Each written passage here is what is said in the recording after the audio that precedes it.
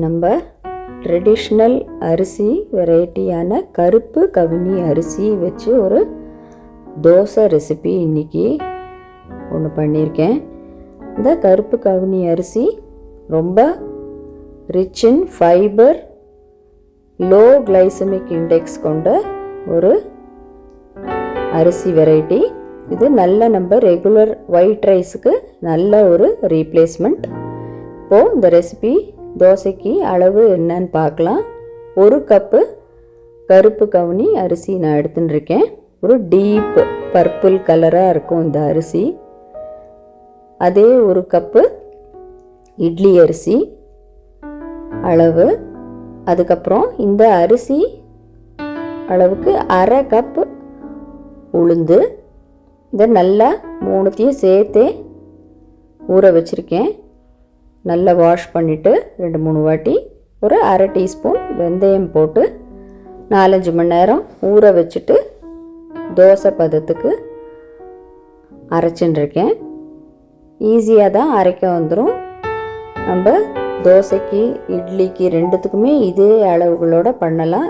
இட்லிக்குன்னா இன்னும் கொஞ்சம் கூட கெட்டியாக அரைச்சிக்கணும். நான் தோசைக்கு அரைச்சதுனால கொஞ்சம் லைட்டாக தண்ணி விட்டு அரைச்சிருக்கேன். தேவையான அளவு உப்பு சேர்த்துட்டு இதை நல்லா நம்ம கையால் நல்லா மிக்ஸ் பண்ணி விட்டுட்டு இது நம்ம நார்மல் இட்லி தோசை மாவு மாதிரி ஒரு 7-8 ஹவர்ஸுக்கு ஃபெர்மெண்ட் பண்ணி எடுத்துக்கலாம். ஈவினிங் அரைச்சா நெக்ஸ்ட் டே மார்னிங் நம்ம டிஃபன் இட்லிக்கு, இல்லை மார்னிங் அரைச்சா ஈவினிங் டின்னருக்கு எடுத்துக்கலாம். இப்போது நெக்ஸ்ட் டே இதை நான் தோசையாக பண்ண போகிறேன். பாருங்கோ, நார்மல் நம்ம தோசை மாவு மாதிரி நம்ம ரெகுலர்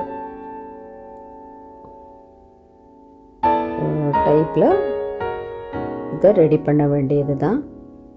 நல்ல மெலிசாக இல்லை நம்மளுக்கு சாஃப்டாக எப்படி நம்மளுக்கு தோசை வேணுமோ அது மாதிரி குவான்டிட்டி எடுத்து யூஸ் பண்ணிக்க வேண்டியது தான்.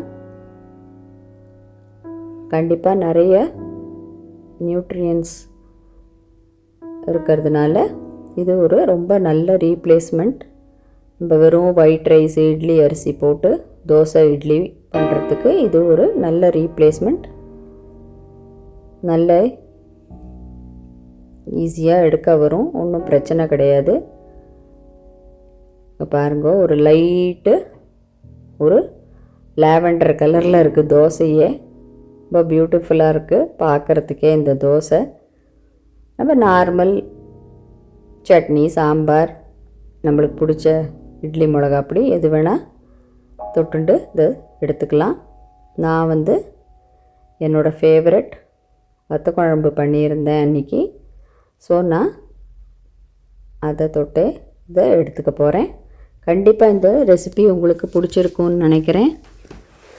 ஹெல்த்தியான இந்த ரெசிபி கண்டிப்பாக ட்ரை பண்ணி பாருங்கோ. என்னோடய சேனல் B2 குக்ஸ் லைக் பண்ணி ஷேர் பண்ணி சப்ஸ்கிரைப் பண்ணுங்கோ. தேங்க்யூ.